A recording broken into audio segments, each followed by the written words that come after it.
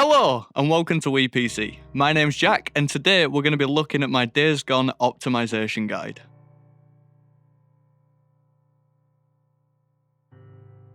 As with any game, there are settings that matter a lot in terms of performance and the hit that they generate, and others that don't, or just add a very small effect to the image that takes little to no processing power.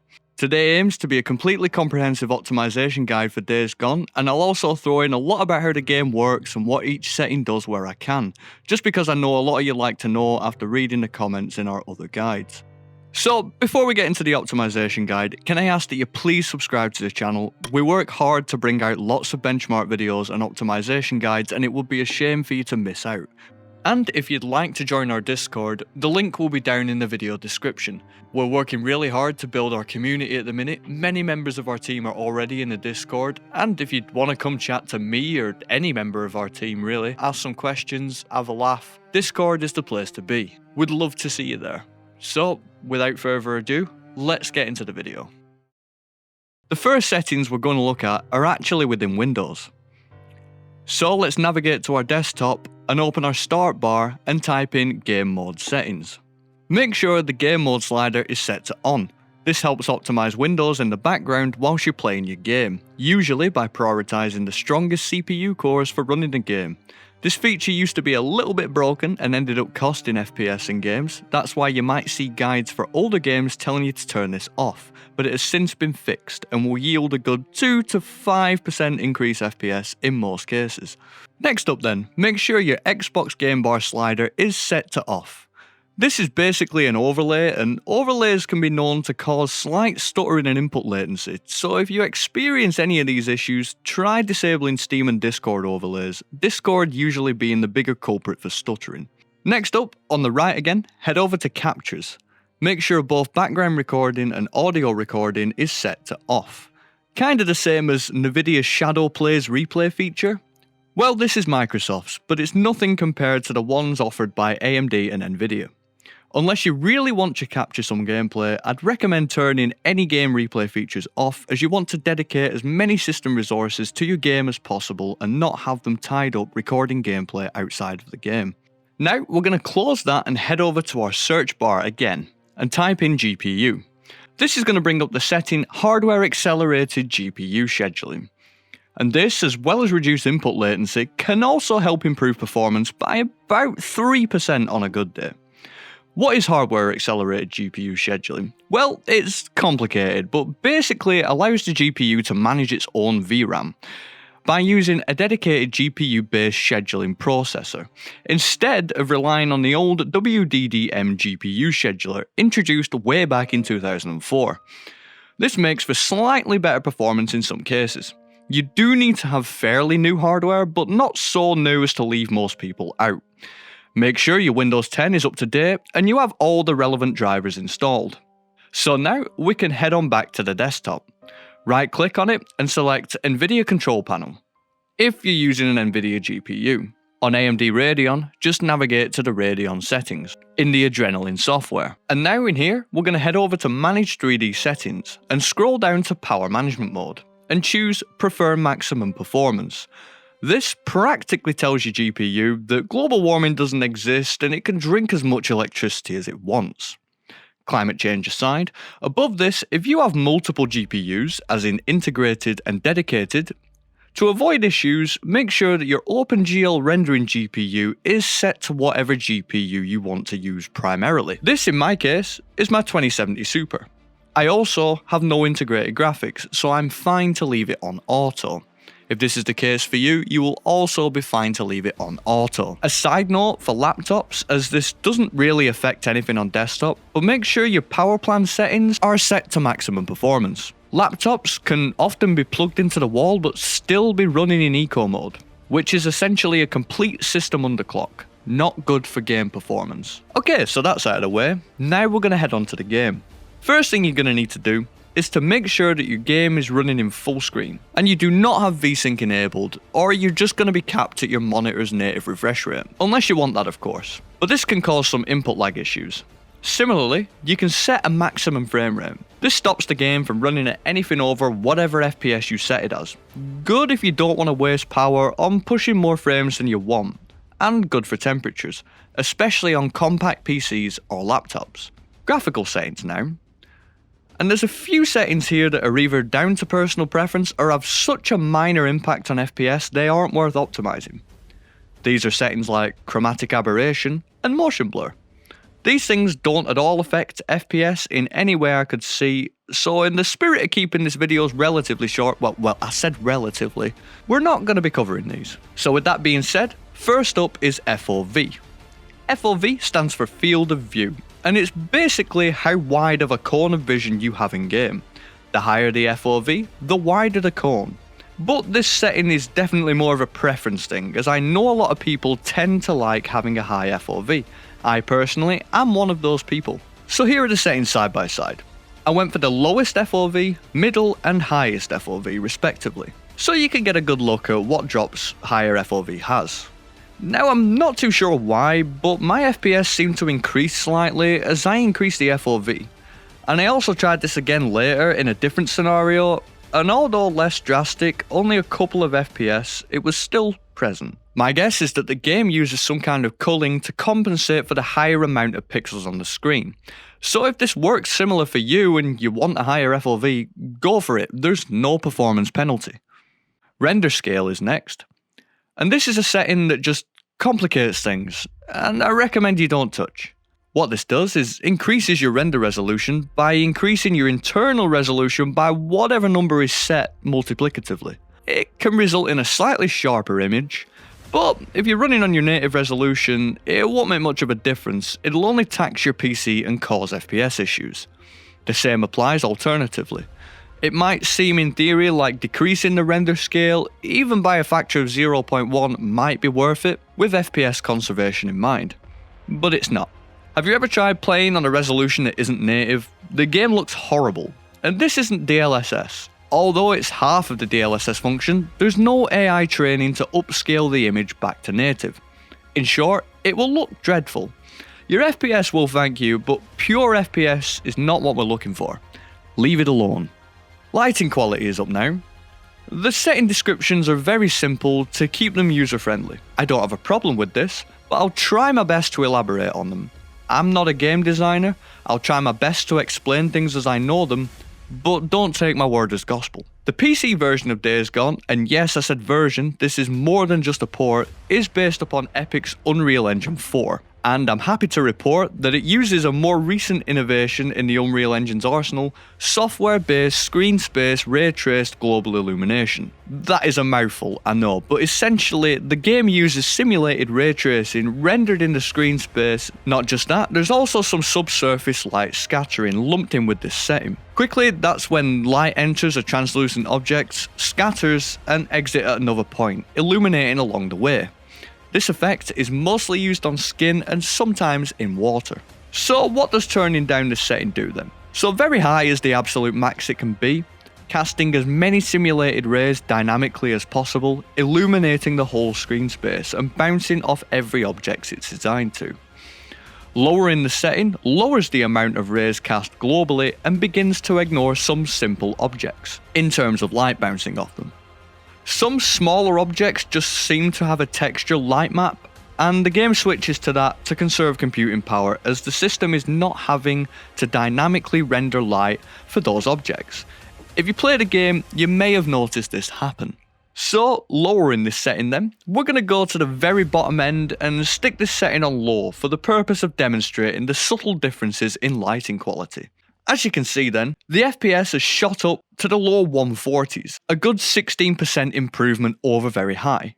But the quality is absolutely lacking. You can clearly see that on low, the shadows on the rocks are far more blocky and aliased. The whole screen space looks a lot darker. That's the fewer cast light rays I was talking about earlier. And the foliage no longer casts dynamic shadows. It's just a blurry static shadow to give the illusion of dispersed shadow. In contrast then, very high has much more rays cast around the screen space, making for a more realistic interpretation of light. Light is illuminating the top of the fallen tree and casting a shadow below. The foliage and the grass now have dynamic shadows and they are crisp, clear, just to name a few things. So with this in mind, after some testing, I would say keep this on high for a good 11 FPS increase over very high, and not a lot of difference visually. Going down any further tones down the lighting to a noticeable degree. High is the best option. Now it's time for geometry quality. So geometry quality, again like lighting quality, is a 2-for-1 deal.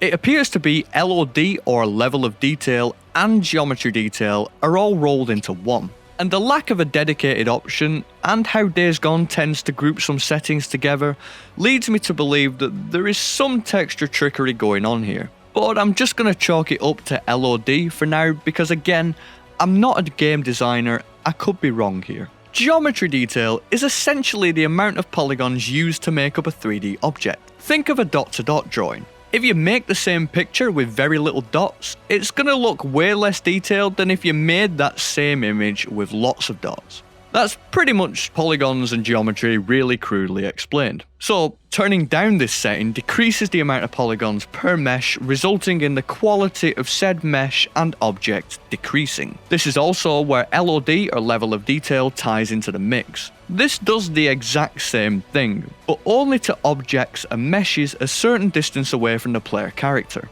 The lower the LOD quality is, the less distance needed to decrease the quality of the 3D objects at a distance, and the stronger the decrease is. You can see that apparent here as we switch from the highest setting to the lowest setting. Obviously, with less going on the screen, the faster your GPU can pump out a frame.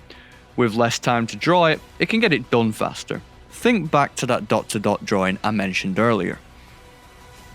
19% increase we get by going from very high to low, but as you can see, in the distance, the quality is worse by a significant amount. It's also very noticeable during gameplay as the distance in which objects have polygons lowered is drastically reduced, to the point where you can actually see it happening in more open areas. You're essentially simulating Deacon being short-sighted, needing glasses but never wearing them. And Lord, do I know that pain. This setting for me stays on high, for a nice 126 FPS average. You can put it on medium if you want to squeeze some more FPS out of your GPU, but I would say medium is okay, just on the cusp of not being acceptable. Foliage draw distance is up next, and this one is pretty self-explanatory. No hidden tricks here. I'm joking, of course, this slapped in another setting under this name. It's happened every other time a setting has cropped up, why wouldn't it now? Thanks, Ben Studios. I love writing scripts explaining what's going on under your settings. So, foliage draw distance. As I understand it, it's basically a circle cast around the player character that determines whether or not predefined foliage will be drawn. LOD, but just for grass alone, if you will. But the way that this setting behaves in Days Gone is more like foliage density, with less and less grass and ground foliage being drawn as you turn down the settings. Trees don't seem to be too affected by this setting, but I didn't happen to look at trees very far away from the player character. I knew from testing that this setting only really affected grass, so I wanted an area very grass heavy. As you can see when we lower the settings, the trees seemingly stay the same, but the grass, at least from highest to lowest, changes dramatically. A whole 11% FPS difference in my testing between highest and lowest settings, but what I personally recommend is keeping this setting on at least medium, due to the fact that this game looks incredibly good, especially with all the foliage it's supposed to have, and big bare patches of land just seem a little distracting and immersion breaking for me. Medium or high? I recommend high for about a 5 FPS boost, but again, like the last setting, medium is acceptable. Shadow quality is up next. This setting definitely behaves as intended. Shadow quality is essentially the resolution of shadows and dynamic shadows cast in game. The resolution is determined based off the resolution you're running the game and will be scaled down based on a predetermined factor decided by the developers, depending on what setting you have it on. There are only 3 settings in Days Gone, and you can see a very clear difference in the resolution of shadows here. Low being the worst, shadows almost glimmer in and out of existence when trying to cast from thinner, smaller objects, like the linking here on these metal fences, and overall look far more aliased than the highest quality settings. Even on Deacon's back and the shadow he casts himself look blocky and aliased around the edges, whereas in high, the shadows are still a little lacking in the detail department, but look far better than low, a lot smoother and a lot higher resolution. 169 is the average FPS for the highest setting, medium gives us 170 FPS, a less than 1% improvement, and low gives us a 178 FPS average, a 5% increase over low. I'd say leave this setting on high, because the shadows aren't really that great quality anyways, and the shadows on low are dire. And the fact that the next setting up from low, medium, grants us 170 FPS average. That's only a 1 FPS loss to put it on high. So unless you really need that 1 FPS, do yourself a favour and put this setting on high. Cloud and fog quality takes the stage next. Clouds are often an overlooked aspect by many, but they're actually really important for atmosphere and realism in any game. There's also a lot of technology and processes that go into volumetric clouds, which can result in making them a lot more taxing on your GPU than you might think. I wouldn't go too far into it because they're actually very complicated, but volumetric clouds in Unreal Engine, the engine Days Gone PC works off, are rendered based on 3 main systems: ray marching cloud volume, light multiple scattering, and cloud occlusion and shadowing. Not to mention, these factors are on top of the already taxing process of rendering a 3-dimensional volumetric texture instead of the previous process of rendering a sky dome with a 2D printed static cloud texture. Seriously, read up on volumetric cloud rendering, it's pretty amazing. With that said anyway, the highest setting here, high, gives us a very respectable 185 FPS when the sky is occupying the majority of the screen space. But if we switch to low, you'll see just how taxing clouds are.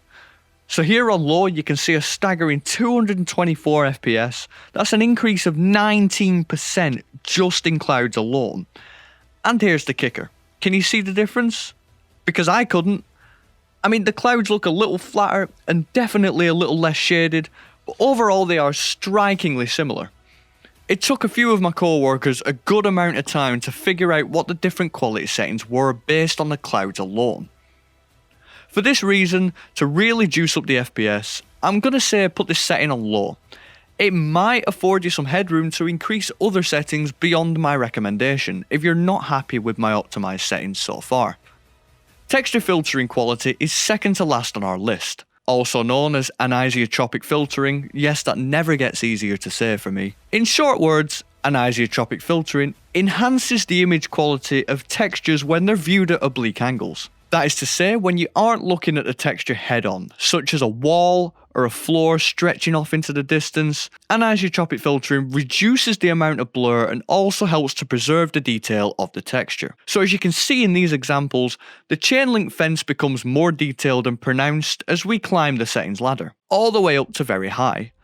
This happens to most objects that have a lot of small, intricate parts to them. Anisotropic filtering is normally a very inexpensive setting anyway and should always be enabled, but it will however take VRAM, and if you have less than 4GB of VRAM, I highly suggest lowering this setting to make way for other more essential processes that are heavily VRAM dependent. However, I don't think you need to have this setting on very high. I think high is the way to go here. High has an 8 FPS drop on low that's 150 FPS to 142 FPS. But as you can see in these comparisons, the image quality is so much better compared to low, and I can live with a 5% FPS decrease for quality improvements like these.